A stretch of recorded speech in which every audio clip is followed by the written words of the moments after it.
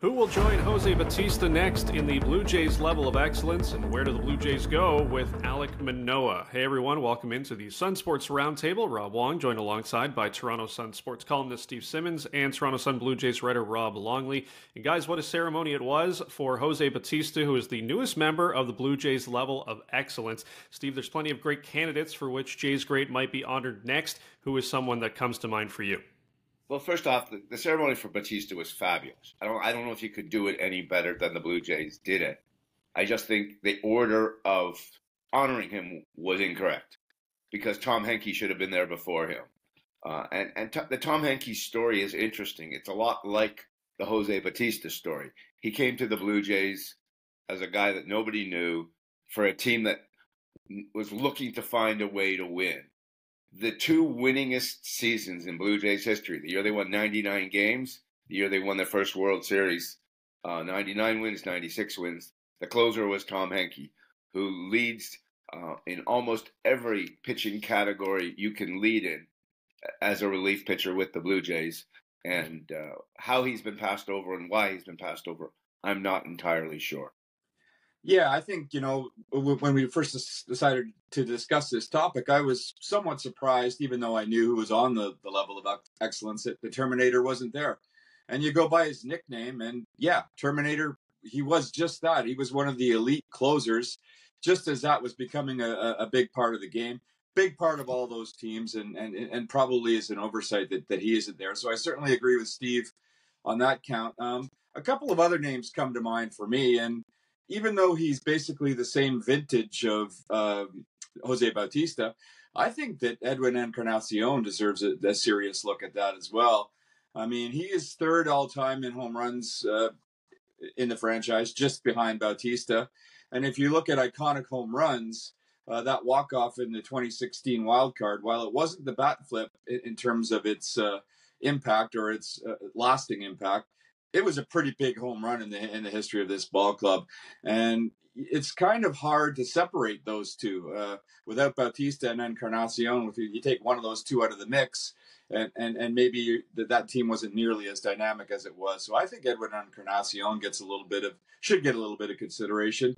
And a bit of a curveball, maybe Buck Martinez. This guy's done everything with this organization, and he's been there for decades. He was a player and a pretty darn good catcher at that. He was a manager. Now, his managerial career wasn't all that great. Those were the real lean years of the franchise. And he's become an iconic broadcaster with the team. So Buck Martinez has been a huge part of this franchise for going on 3 decades now. Those are terrific choices, all of them, I think. And I'm a big Edwin guy, and I've always been a big Edwin guy. And this is the year Scott Rowland went in the Baseball Hall of Fame. And the fascinating part of Scott Rowland I'm getting off topic here for a second, but the fascinating part of Scott Rowland going to the Hall of Fame is he was a Blue Jay and got injured. And he needed to pick up a third baseman. And that's when they picked up Jose Bautista, was to fill in when Scott Rowland was injured. So what happened is that Rowland gets injured, Bautista gets picked up, he starts playing third base. They decide they can trade Rowland. They trade Rowland to Cincinnati for Edwin Encarnacion. So you don't have Bautista or Edwin Encarnacion. That makes Scott Rowland maybe the greatest Blue Jay Hall of Famer ever because of who he brought here.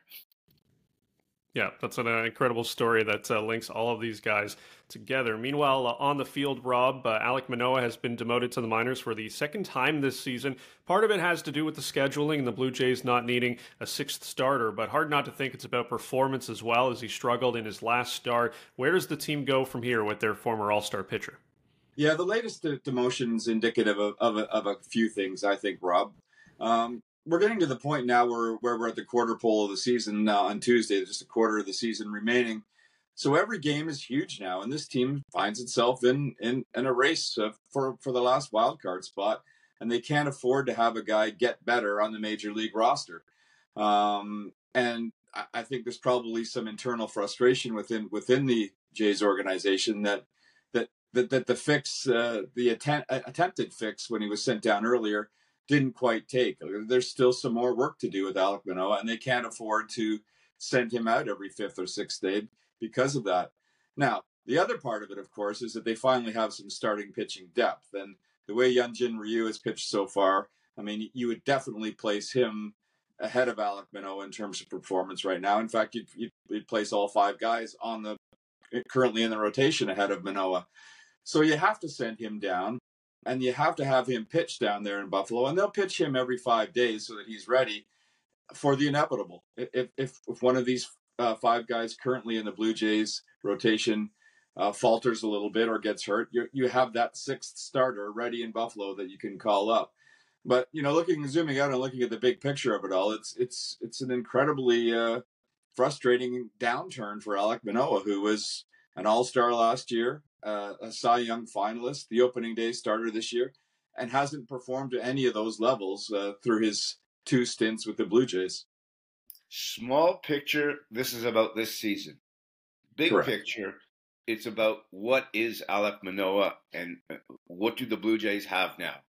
A year ago, we thought this guy's an all-star, a Cy Young candidate, and he's going to be top of the rotation guy for 10 years, 5 years, whatever it is, as long as pitchers go without getting hurt.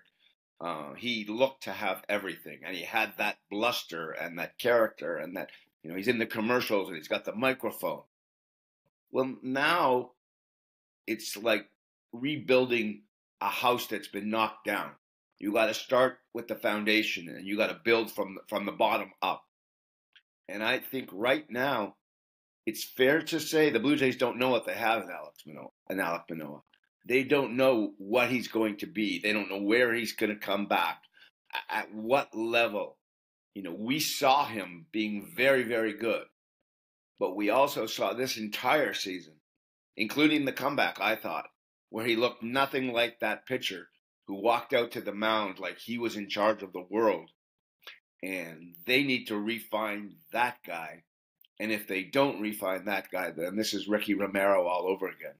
Yeah, I found it really telling, Steve, that the comments from John Schneider when they announced the latest demotion, like he didn't make it sound like he was just going down there for a quick fix and was going to return. He talked about the big picture, and that by the big picture he meant the rest of his career. He essentially said that don't expect Alek Manoah back in the rotation this year, while leaving the door open for it to happen. The expectation isn't there for the Blue Jays now that he'll be back. I mean, he's had the opportunity, and as you said, Steve, the games are all big now. You can't afford to have a throwaway spot in that rotation going down the stretch, and Alek Manoah, quite frankly, hasn't earned his spot back in it. So this is what you've got, and it'll be really interesting to see how it does play out, because for all the world what we thought of this guy, the downturn has been basically alarming. And he is such an engaging character, and really is. Even a guy that you really hope he comes back and becomes great again. But you know what? Until you see it, we've seen other guys that had a short run and then lost their way.